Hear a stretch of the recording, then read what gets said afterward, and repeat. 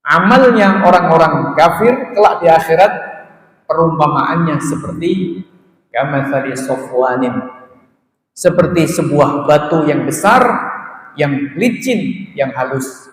Alaihi turabun, yang di atas batu besar yang licin tersebut ada debu. Fa asabahu wabilun, lalu diguyur oleh hujan yang sangat deras. Fatarakahu salda, maka batu tersebut kembali sangat bersih sekali, kembali menjadi sangat licin dan sangat bersih sekali. Artinya debu-debu tersebut hilang begitu saja. Itu gambaran amalnya orang-orang kafir kelak di akhirat. Alhamdulillahirabbil alamin. Wa bihi nasta'inu ala umurid dunya waddin. والصلاة والسلام على أشرف الأنبياء وسيد المرسلين سيدنا ومولانا محمد وعلى آله وأصحابه والتابعين لهم بإحسان إلى يوم الدين. أما بعد. Kaum muslimin jamaah, bapak-bapak, ibu-ibu, hadirin sekalian yang saya hormati rahimakumullah. Alhamdulillah, puji dan syukur kehadirat Allah Subhanahu wa taala. Pada malam hari ini kita kembali diperkenankan oleh Allah, diberikan kesempatan dan diberikan kesehatan, sehingga malam hari ini kita kembali bisa bersama-sama mengkaji ayat-ayat Allah Subhanahu wa taala, mengkaji kitab Allah Subhanahu wa taala, melanjutkan kajian tafsir Al-Quranul Karim. Malam hari ini insyaallah kita lanjutkan ayat yang ke-36 dari Quran surat An-Nisa. A'udzu billahi minasy syaithanir rajim. Bismillahirrahmanirrahim. وَاعْبُدُوا اللَّهَ وَلَا تُشْرِكُوا بِهِ شَيْئًا وَبِالْوَالِدَيْنِ إِحْسَانًا وَبِذِي الْقُرْبَى وَالْيَتَامَى وَالْمَسَاكِينِ وَالْجَارِ ذِي الْقُرْبَى وَالْجَارِ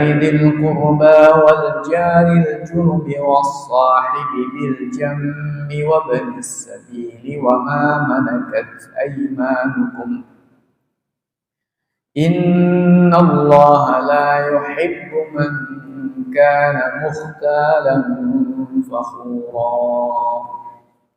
اللهم صل على القرآن.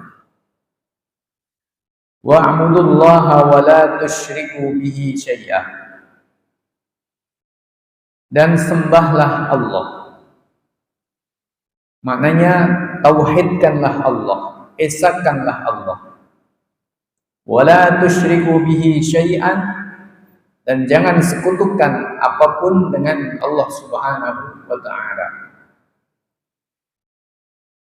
Wa bil walidaini ihsana, dan berbuat baiklah kalian kepada kedua orang tua.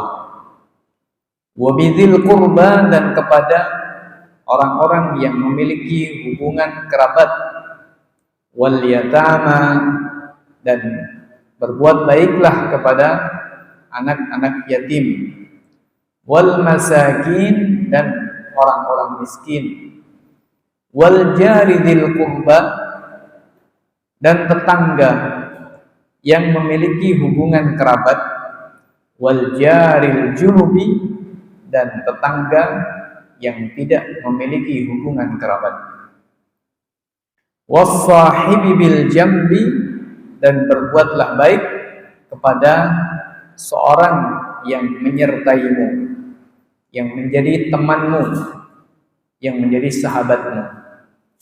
Wabnis sabil, dan berbuat baiklah kepada ibnus sabil, seorang musafir. Wama malakat aymanukum, dan berbuat baiklah kepada apa yang tangan-tangan kanan kalian memilikinya, yakni budak-budak kalian. Innallaha la yuhibbu man kana mukhtalan fakhura. Sesungguhnya Allah tidak menyukai man kana mukhtalan, orang yang menyombongkan dirinya, fakhuran, lagi membangga-banggakan dirinya. Kaum muslimin jamaah, Bapak Ibu yang saya hormati rahimakumullah.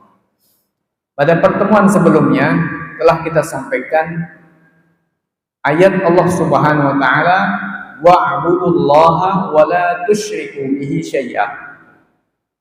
Yang mana isi dari pesan Allah Subhanahu wa taala ini adalah pesan mentauhidkan Allah. Mentauhidkan Allah dalam zatnya, mentauhidkan Allah dalam sifatnya, mentauhidkan Allah dalam beribadah kepadanya. Itu pesan yang Allah Subhanahu wa taala sampaikan di dalam firman-Nya, wa'budullaha wa la tusyriku bihi syai'a. Sehingga di dalam ayat yang ke-36 ini Allah Subhanahu wa taala mengawali pesannya di antara pesan-pesan yang sangat penting, perintah-perintah yang sangat penting. Allah Subhanahu wa taala mengawali pesannya, mengawali perintahnya dengan yang paling penting, yaitu berkaitan dengan mentauhidkan Allah dan tidak menyekutukan apapun dengan Allah Subhanahu wa taala, atau tidak menyekutukan Allah dengan apapun. Kaum muslimin jamaah, Bapak Ibu yang saya hormati rahmatullah. Oleh karena itu maka berarti ayat ini bermakna bahwa seruan untuk mentauhidkan Allah dan tidak menyekutukan Allah dengan apapun, tidak menyekutukan apapun dengan Allah, atau tidak menyekutukan Allah dengan apapun, ini merupakan sebuah landasan amal, landasan bagi amal-amal soleh kita, yaitu iman, yaitu tauhid.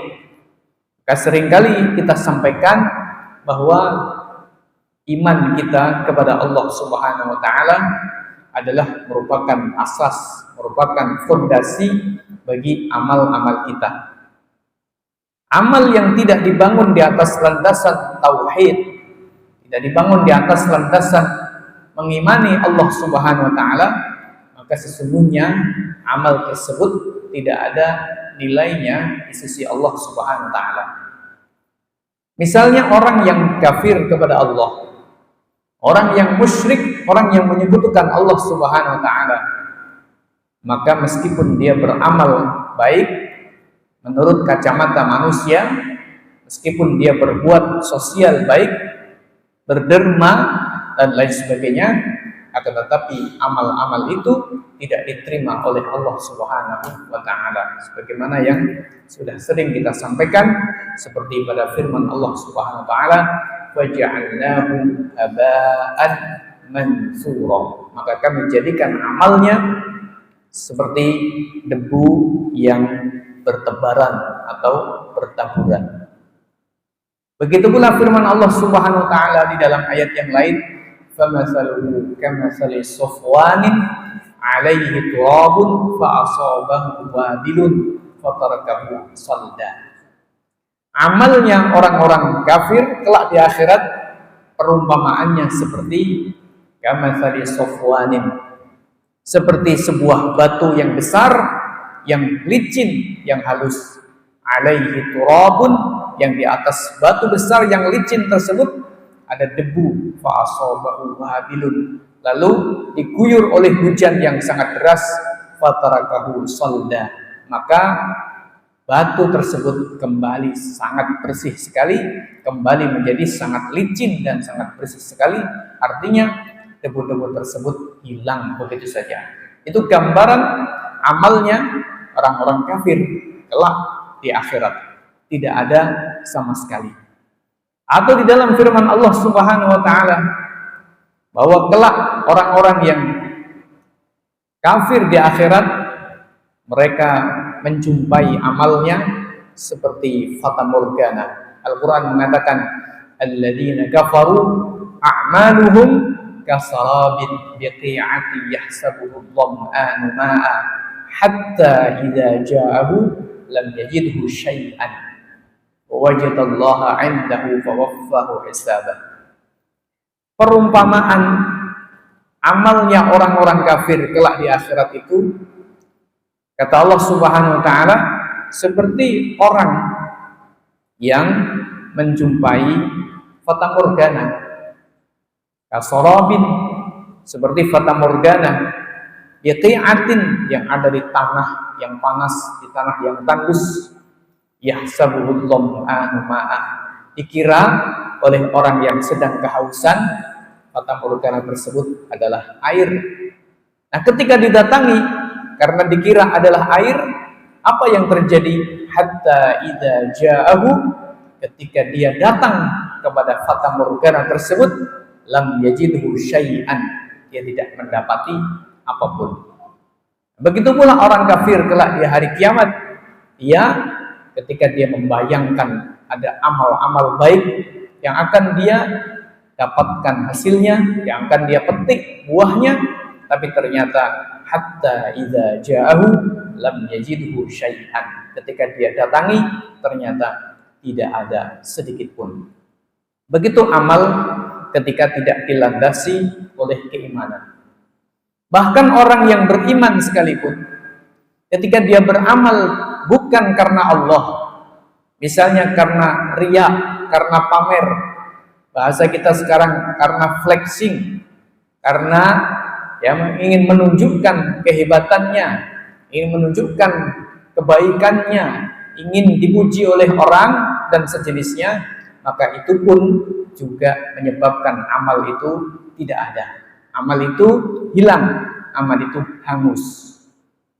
Ini orang yang beriman, tetapi ketika itu dia beramal bukan karena Allah, maka amalnya hilang.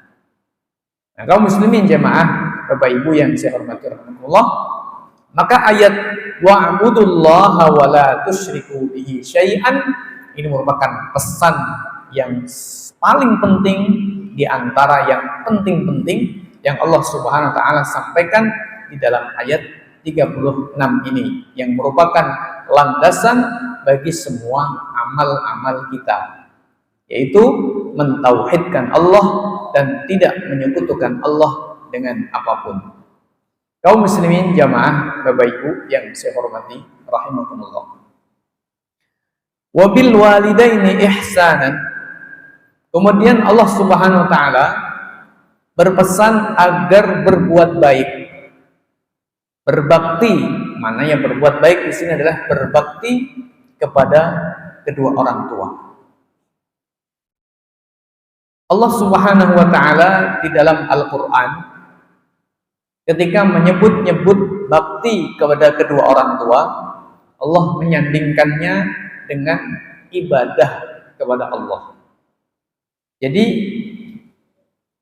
ketika Allah Subhanahu wa taala memerintahkan agar kita berbuat baik kepada kedua orang tua, berbakti kepada kedua orang tua, Allah menyandingkan perintah tersebut dengan ibadah kepada Allah. Nah, di sini setelah Allah memerintahkan agar kita mentauhidkan Allah, menyembah hanya Allah, beribadah hanya untuk dan karena Allah, tidak menyekutukan apapun dengan Allah. Kemudian Allah Subhanahu wa taala memerintahkan kita agar berbuat baik, berbakti kepada kedua orang tua. Bapak Ibu yang saya hormati rahmatullah. Jadi ini menunjukkan betapa pentingnya dan betapa mulianya berbakti kepada kedua orang tua, dan betapa besarnya dosa durhaka kepada kedua orang tua.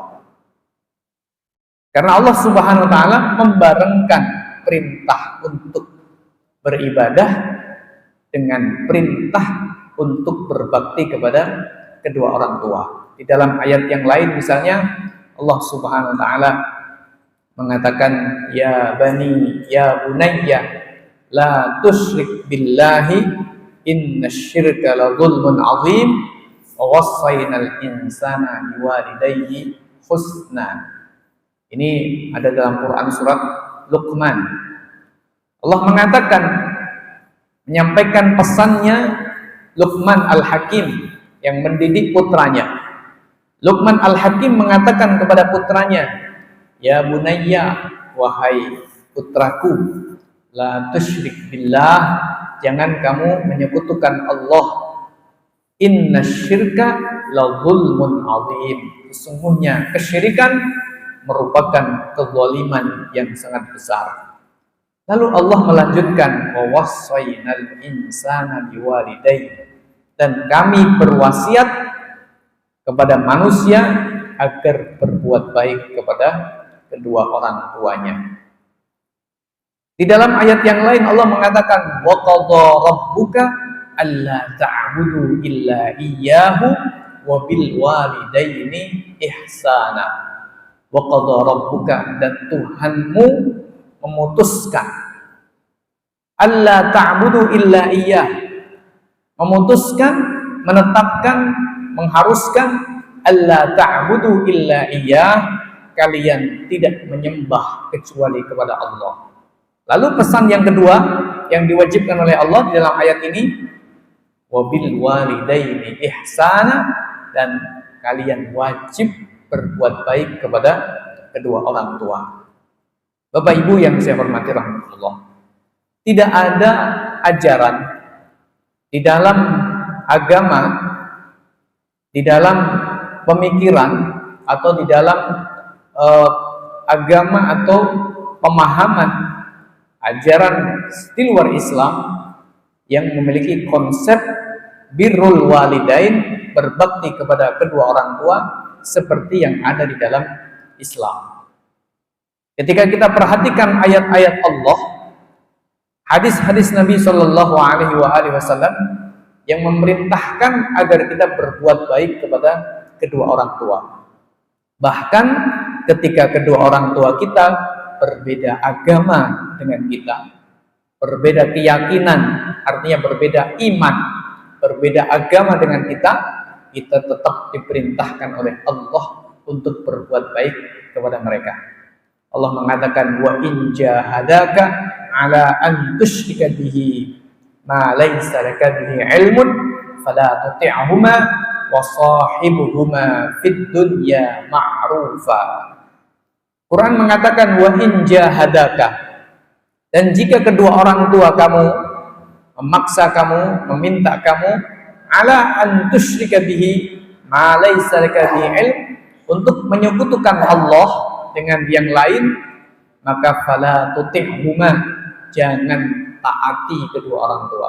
Maknanya kalau orang tua memerintahkan maksiat, memerintahkan kekufuran, maka kita tidak dibolehkan oleh Allah untuk mentaati orang tua. Berarti maknanya dalam segala perkara yang tidak ada kemaksiatan di dalamnya dan tidak ada dosa, tidak ada kesyirikan di dalamnya, maka kita diperintahkan oleh Allah untuk mentaati kedua orang tua kita.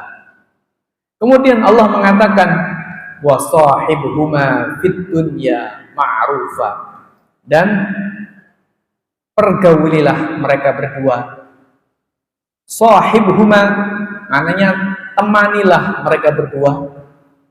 Fid dunya, di dunia ini, ma'rufa, dengan cara yang baik. Wa sahibuhuma fid dunya ma'rufa. Meskipun berbeda iman, berbeda keyakinan, berbeda agama, kita diperintahkan oleh Allah Subhanahu wa taala untuk tetap menghormati dan berbuat baik kepada kedua orang tua kita. Ini ajaran yang diajarkan oleh Allah Subhanahu wa taala. Oleh karena itu maka Nabi Shallallahu Alaihi Wasallam menyebut-nyebut salah satu dosa besar adalah uququl walidain, durhaka kepada kedua orang tua. Apa maknanya durhaka kepada kedua orang tua? Yaitu adalah menyakiti hatinya orang tua. Quran mengatakan, wala taqul lahuma uffin wala tanharhuma wa qul lahuma qawlan karima. Wala taqul lahuma uffin. Jangan kamu katakan kepada kedua orang tua kamu uff. Uff itu ungkapan dalam bahasa Arab, kalau di Indonesia kan kira-kira ya, kira-kira seperti itu, atau ya kira-kira begitu kalau bahasa Jawa. Orang tua kita menyarankan kepada kita atau memberitahukan kepada kita atau meminta kepada kita yang sesuatu tersebut menurut kita mungkin tidak cocok atau kita tidak suka misalnya, maka kita tidak boleh menampakkan bentuk kebencian atau ketidaksukaan kita kepada orang tua. Itu maknanya uff. Kita tidak boleh mengatakan mengatakan heleh dan sejenisnya. Wala taqul lahuma uffin wala tanharhuma. Jangan bentak mereka berdua. Wa qul lahuma qawlan karima. Dan katakan kepada mereka berdua perkataan yang lembut, perkataan yang mulia, yang baik. Begitu perintah Allah Subhanahu wa ta'ala.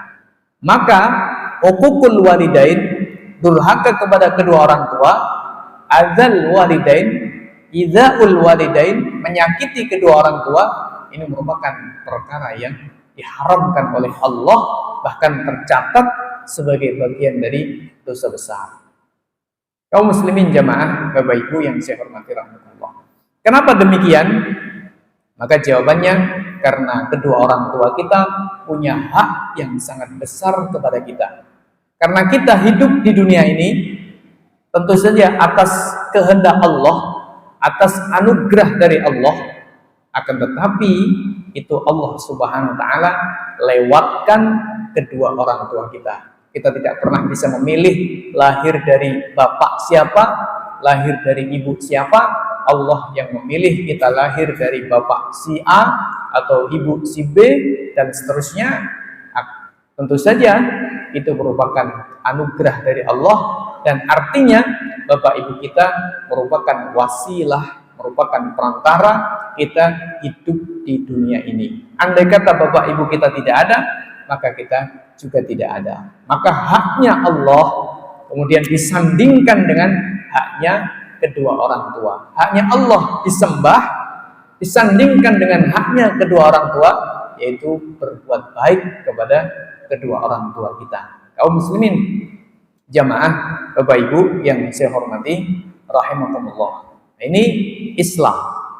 Maka tidak ada ceritanya di dalam ajaran Islam ketika benar-benar diamalkan yang kemudian menyebabkan keluarga ini menjadi retak atau menjadi rusak.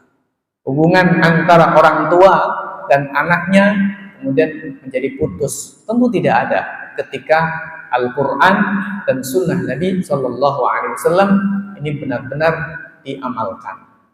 Kaum muslimin jamaah Bapak Ibu yang saya hormati rahimakumullah. Wa bidzil qurbah. Kemudian Allah Subhanahu wa taala berpesan agar kita berbuat baik kepada zil qurbah, orang-orang yang memiliki hubungan kekerabatan dengan kita. Kakak kita, adik kita, kemudian paman, Pak D, Pak Le kita. Ini orang-orang yang memiliki hubungan kekerabatan dengan kita. Wa bidzil qurbah. Maka berbuat baik kepada orang-orang yang memiliki hubungan kerabat dengan kita, ini tentu saja merupakan juga salah satu pilar yang diperintahkan oleh Islam agar kemudian masyarakat ini mendapatkan kebaikannya, masyarakat mendapatkan kebahagiaannya. Kaum muslimin jamaah Bapak Ibu yang saya hormati rahmatullah. Maka kalau kita perhatikan, Nabi Shallallahu Alaihi Wasallam memerintahkan agar kita pertama kali menafkahi diri kita. Maknanya kita memberikan haknya diri kita. Makan, minum, berpakaian, kita penuhi untuk diri kita. Nabi Shallallahu Alaihi Wasallam mengatakan ibda binafsik. Mulailah dengan dirimu. Lalu kemudian Nabi Shallallahu Alaihi Wasallam setelah menyampaikan ibda' binafsik, mulailah dengan dirimu, Nabi kemudian menyebut summa biman ta'ulu, kemudian lanjutkan kebaikan itu, nafkah itu, pemberian itu kepada orang-orang yang wajib kamu biayai, wajib kamu tanggung hidupnya. Siapa? Kedua orang tua bila mereka sudah tua, sudah tidak mampu untuk mencari nafkah sendiri. Yang kedua adalah tentu saja anak dan istri kita. Kalau kemudian masih kita memiliki kelebihan harta, untuk diri kita sudah cukup, untuk bapak ibu kita, untuk anak dan istri kita sudah cukup, maka Nabi Shallallahu Alaihi Wasallam mengatakan agar kita memberikannya kepada kerabat-kerabat kita, orang-orang yang memiliki hubungan kekerabatan kepada kita. Maka sodakoh yang paling utama adalah sodakoh kepada kaum kerabat kita yang memang mereka termasuk orang yang membutuhkan. Jadi misalnya kita memberikan zakat, kita sudah wajib zakat, misalnya entah zakat mata uang kita, zakat kekayaan uang kita, atau zakat perdagangan kita, atau zakat peternakan kita, atau zakat pertanian kita, tergantung kita ada di mana bisnis kita atau penghasilan kita. Lalu kita dapati ada orang-orang fakir miskin, yang itu orang lain, bukan siapa-siapa kita. Di saat yang sama kita dapati juga orang-orang fakir miskin yang masih memiliki hubungan kekerabatan dengan kita. Mungkin kakak kita, adik kita, Pak D atau Pak Le, Bude, Bule kita, atau siapa saja yang masih memiliki hubungan kekerabatan dengan kita, maka mereka lebih diutamakan untuk mendapatkan zakat dari kita. Sehingga ada dua pahala menunaikan zakatnya dan pahala berbuat baik kepada sanak saudara atau kaum kerabat kita. Maka di awal ayat surat An-Nisa ini Allah Subhanahu wa taala berpesan agar kita berbuat baik kepada orang-orang yang memiliki hubungan kerabat dengan kita. Allah mengatakan, ya ayyuhan nasu taqu rabbakumul ladzi khalaqakum alladzi khalaqakum min nafsin wahidah wa khalaqa minha zawjaha wa bassa minhuma rijalan katsiran wa nisaa'a wattaqullaha alladzi tasaaluna bihi wal arham.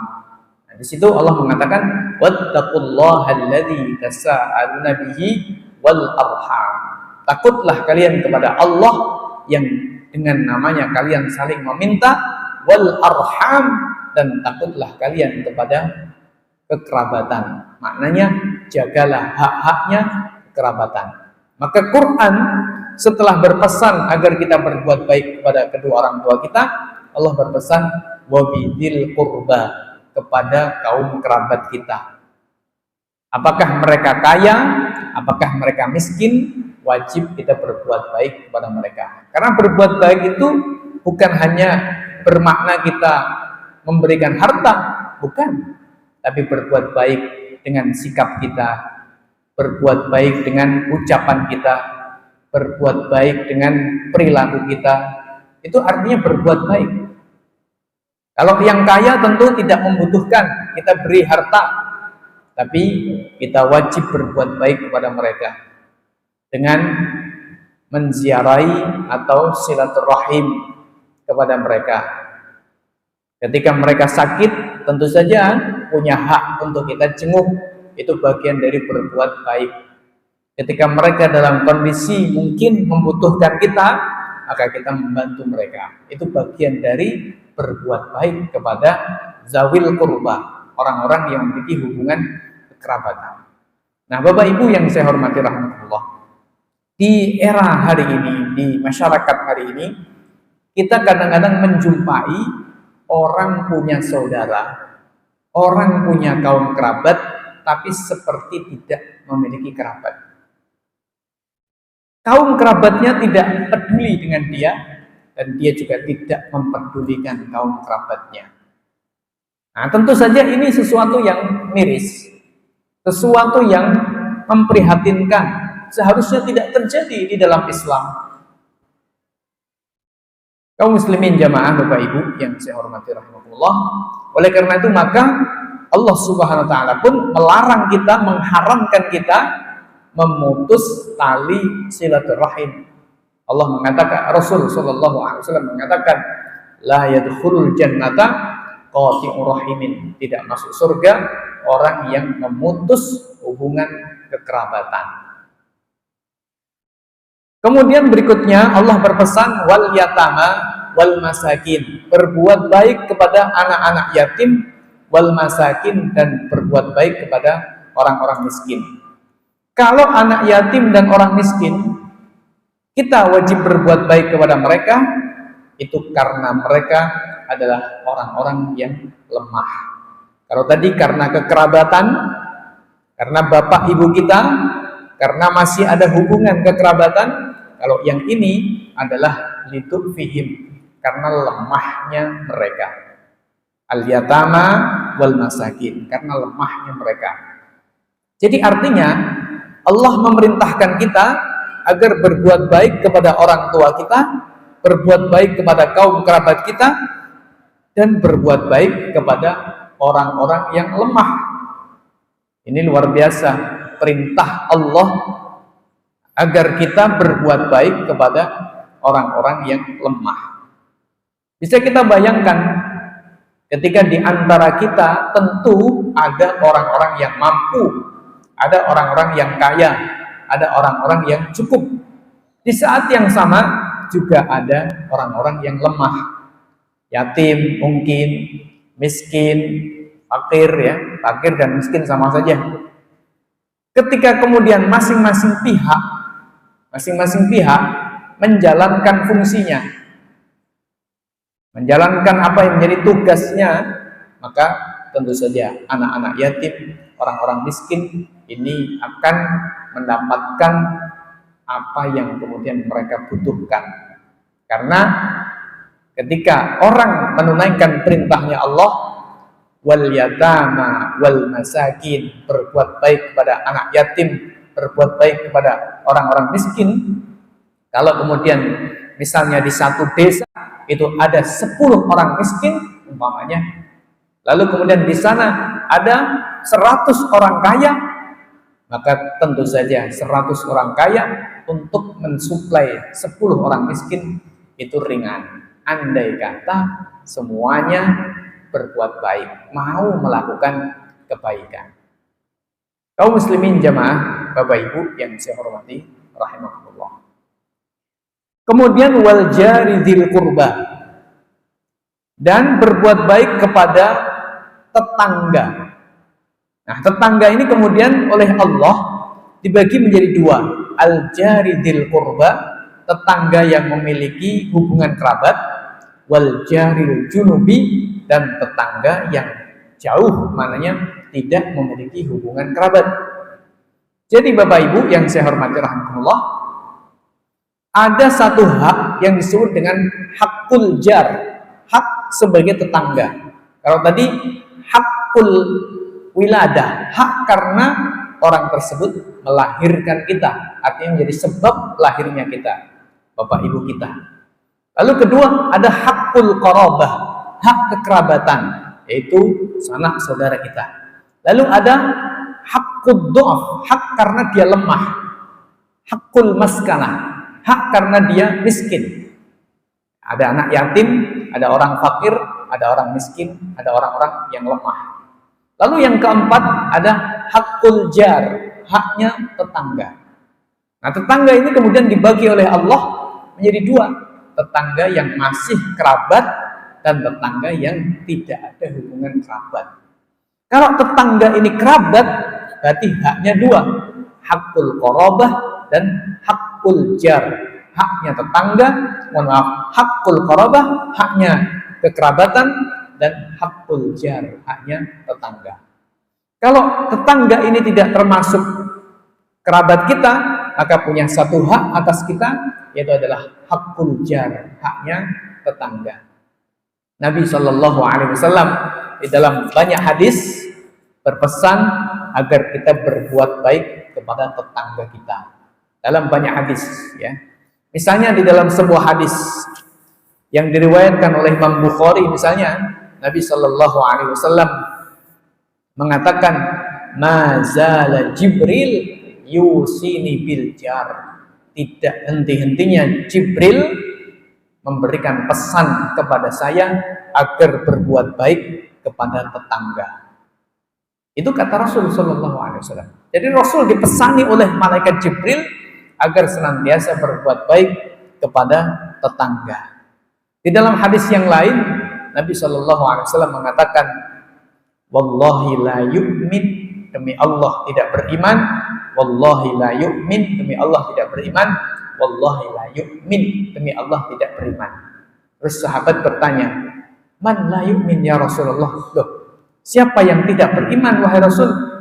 Kemudian Nabi mengatakan, "Man la ya'manu jaruhu bawa'iqahu," yaitu orang yang tidak bisa memberikan ketenangan, kebaikan kepada tetangganya. Jadi dia hidupnya nyusahin tangganya, nyusahin tetangganya. Ini dianggap oleh Nabi la yu'min, tidak beriman.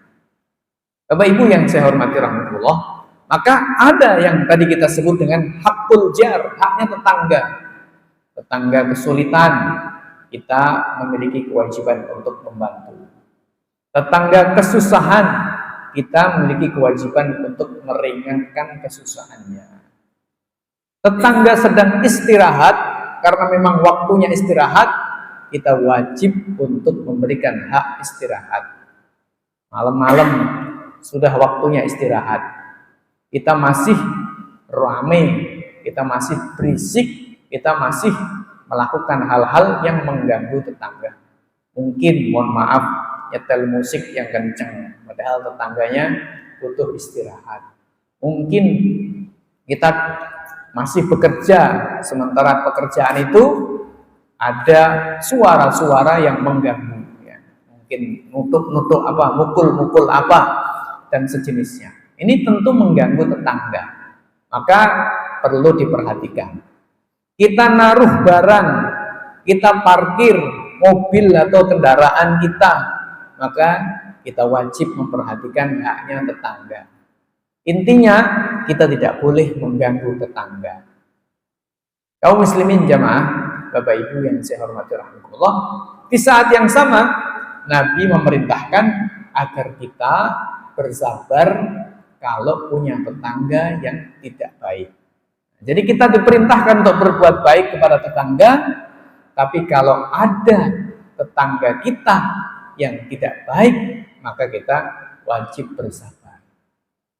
Bukan kita menuntut hak kita, tapi kita bersabar. Tapi kita tidak boleh mengabaikan haknya tetangga. Inilah yang dipesankan oleh Allah. Ini akhlak yang mulia yang dipesankan oleh Allah Subhanahu wa Ta'ala. Kaum muslimin jamaah, Bapak Ibu yang saya hormati rahmatullah. Kemudian was-sahibi bil jam, dan teman. Teman ini maknanya as-sahib. As-sahib itu maknanya orang yang menyertai kita. Jadi berarti maknanya siapa?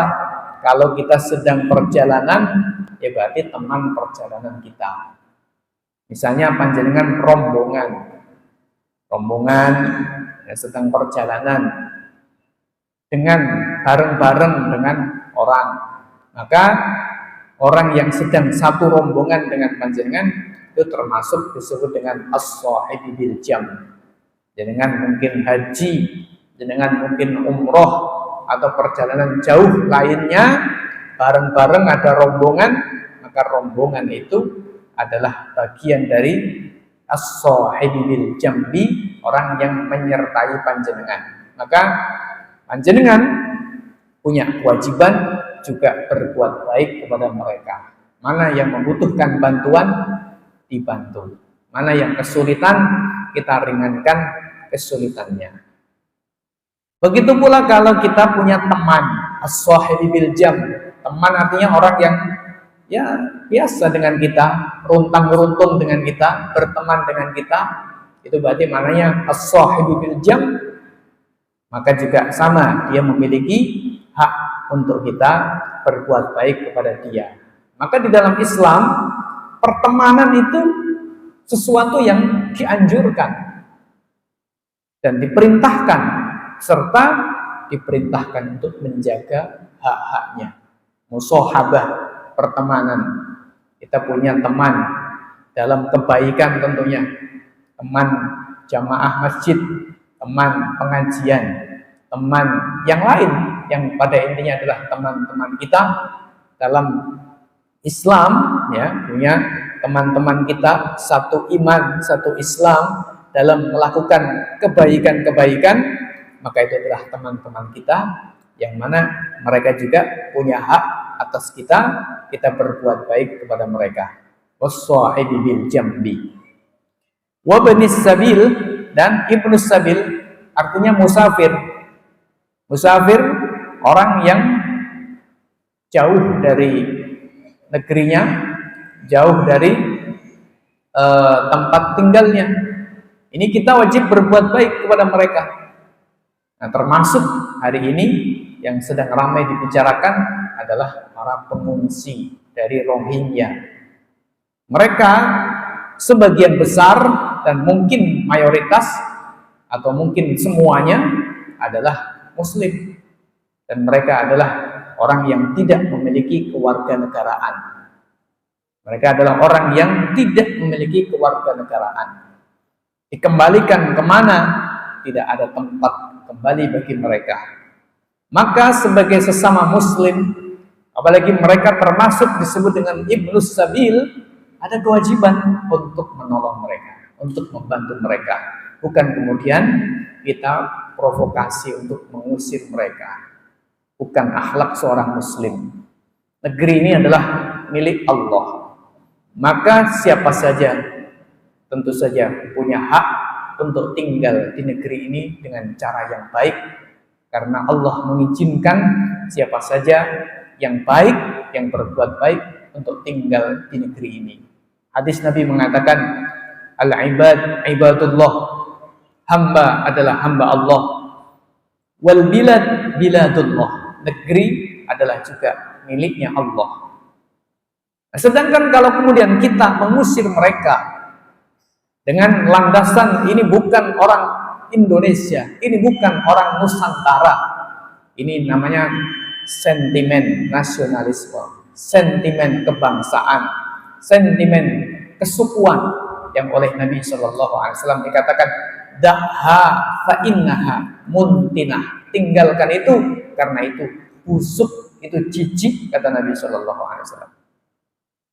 Kaum muslimin jamaah Bapak Ibu yang saya hormati rahimakumullah.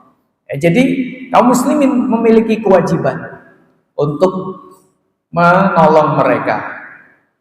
Sementara yang datang ke Indonesia tidak banyak.